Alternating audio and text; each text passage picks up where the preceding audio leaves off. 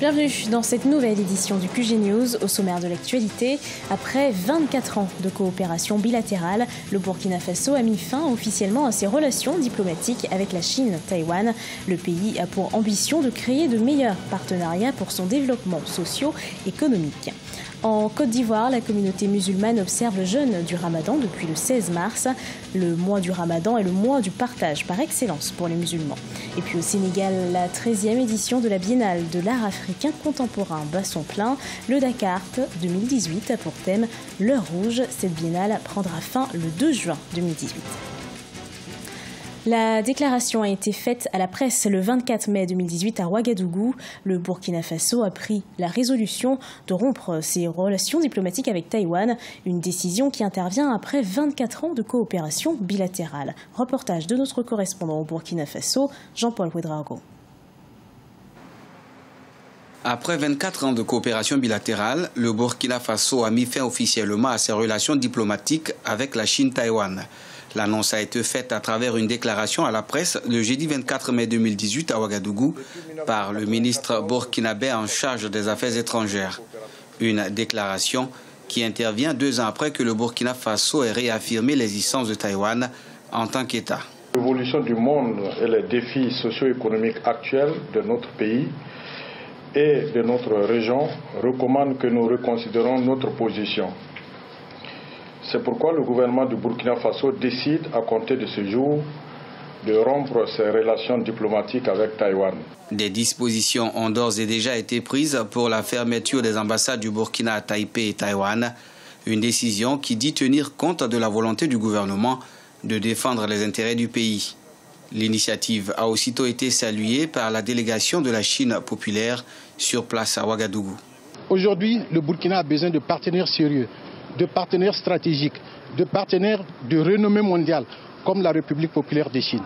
Et je pense que c'est une bonne initiative, à l'instar de presque tous les pays africains qui ont eu le courage et la vision de rétablir leurs relations avec la République populaire de Chine.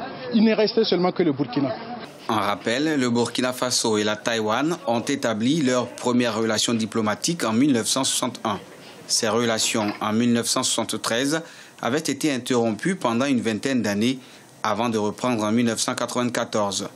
Elles ont du reste permis à Taïwan d'intervenir dans de nombreux secteurs au Burkina, notamment l'importation de la technique du solaire, l'agriculture et la formation professionnelle, entre autres.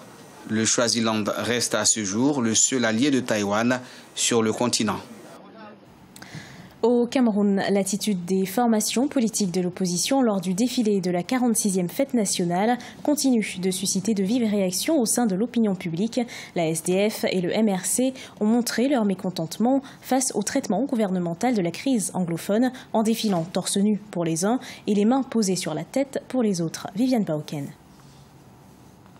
La parade civile de la célébration de la 46e édition de la Fête nationale de l'unité du Cameroun a été marquée par la prestation plutôt inhabituelle de 2 partis d'opposition, le Social Democratic Front, SDF, et le Mouvement pour la Renaissance du Cameroun, MRC. En effet, les militants de ces partis ont manifesté leur mécontentement lors de leur passage devant le chef de l'État en mettant leurs mains sur la tête. Ceux du SDF particulièrement sont allés jusqu'à enlever leurs vêtements devant la tribune présidentielle pour terminer la marche torse nu. Nous voulons signifier par là au président de la République, M. Paul Biya, qui est resté depuis longtemps, depuis toujours, sourd à tous les appels que le MRC a fait, lui marquer notre indignation par le fait qu'il n'ose pas appeler à un dialogue franc tous les Camerounais, aussi bien de la partie anglophone que de la partie francophone, pour discuter de la question qui aujourd'hui est en train de mener ce pays à la division. Cet acte pour le moins inattendu a suscité de nombreuses réactions au sein de la grande famille politique du pays. Pour le parti au pouvoir, le RDPC, l'attitude de ces partis est considérée comme une gesticulation inutile. Selon d'autres observateurs de l'opposition, le SDF et le MRC ont manqué de bon sens.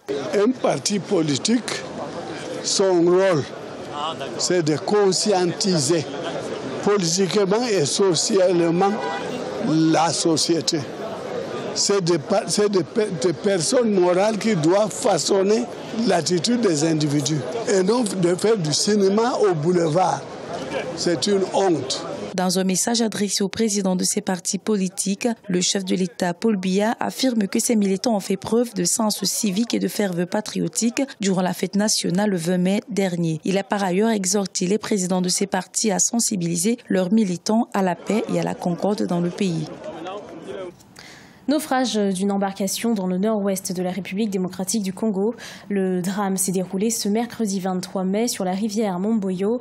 Le bilan est lourd, au moins 50 personnes ont perdu la vie. Plusieurs dizaines de passagers étaient à bord ainsi qu'une grande quantité de marchandises. Les causes de cet accident restent pour l'heure méconnues. En Côte d'Ivoire, 42% de la population est musulmane.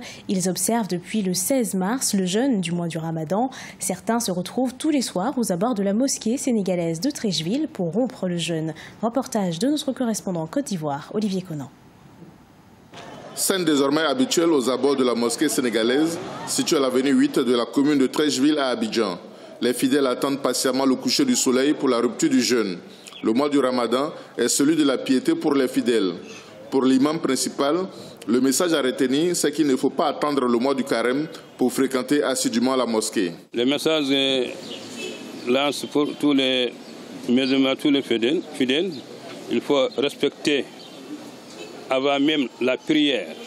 Parce que si la prière est bonne, tout ce qui est derrière, ça va être bon.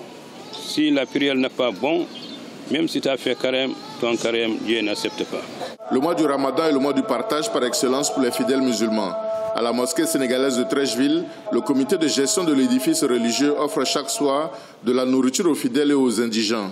C'est l'expression de la solidarité de la religion islamique. Nous considérons que le mois de carême est un mois de solidarité, un mois de partage. Et tous les soirs, nous avons mis en place une structure de rupture de jeûne qui consiste à offrir aux fidèles un café ou un thé au choix, un sandwich, de la bouillie qu'on appelle vulgairement baka, et des dattes, et aussi un jus de fruits. Le jeûne du Ramadan fait partie des 5 piliers de l'islam. Pour les fidèles, malgré la rigueur du jeûne, tenir de façon stoïque sans manger ni boire du lever au coucher du soleil est l'expression de la force de leur foi. Se priver ainsi de manger et dompter la faim rapproche de la parole d'Allah le miséricordieux. En Côte d'Ivoire, la communauté musulmane représente 42% de la population. La Biennale de l'art africain contemporain Dakar se poursuit au Sénégal avec une exposition collective de plusieurs artistes africains. Elle se déroule au musée de la mer de l'île de Gorée. Le thème de la Biennale 2018 est l'heure rouge. Elle porte sur le sceau d'un père de la négritude, Aimé Césaire. Les précisions d'Elas Ndiaye. Le musée de la mer de l'île de Gorée accueille dans le cadre de la Biennale Dakar 2018 l'exposition collective dénommée Le Nom Encore. Des artistes venus entre autres du Congo, du Sénégal, du Togo, de la République démocratique du Congo, de la Guinée-Bissau exposent des œuvres sorties de l'imaginaire comme celle de l'artiste peintre congolais Isaac Sahani ou encore du Sénégalais portraitiste Malik Mbow qui s'est approprié l'outil informatique et dessine avec le logiciel Paint. Ce que j'essaie de développer sur cet outil, c'est vraiment faire à la place du peintre traditionnel ce qu'on appelle aujourd'hui un peintre moderne qui va se déplacer avec son outil informatique et puis qui peut voyager avec plusieurs de ses toiles parce qu'il va les insérer sur une clé USB, des trucs comme ça. J'ai présenté une série de peintures que j'ai intitulée Expulsion, où je suis en train de parler sur les conséquences de consommation de produits pharmaceutiques. Tout ce qu'il y a comme conséquences derrière la consommation des produits pharmaceutiques et les restes des produits que nous consommons. Quant à l'exposition de Géraldine Tobé, elle frappe par son originalité et son authenticité. Ces tableaux au fond blanc qui reflètent son environnement est fait à base de feu qu'elle utilise comme son pinceau. Le jeune plasticien togolais Richard Lawson Body n'est pas en reste. Il déclame ses vers sur des toiles avec des notes de calligraphie. C'est une biennale africaine j'ai voulu vraiment ouvrir cette expo aux artistes africains. Parce que je me suis dit que pour construire, donc, si vous voulez, notre Afrique, il faut imaginer d'autres pratiques, d'autres choses. Et les artistes que je présente ici ont une pratique artistique particulière, innovante et intéressante. Et surtout, voilà, ils sortent un peu de l'ordinaire. Placé sous le thème L'heure rouge, le Dakar 2018 est l'occasion pour les artistes du continent de montrer le rôle de l'art dans la quête du progrès socio-économique de l'Afrique. La 13e édition de la Biennale de l'art africain contemporain prendra fin le 2 juin 2018. Ce journal a été préparé par l'ensemble de la rédaction. Merci de l'avoir suivi. Retrouvez dans un instant une nouvelle édition de l'actualité sur Africa 24.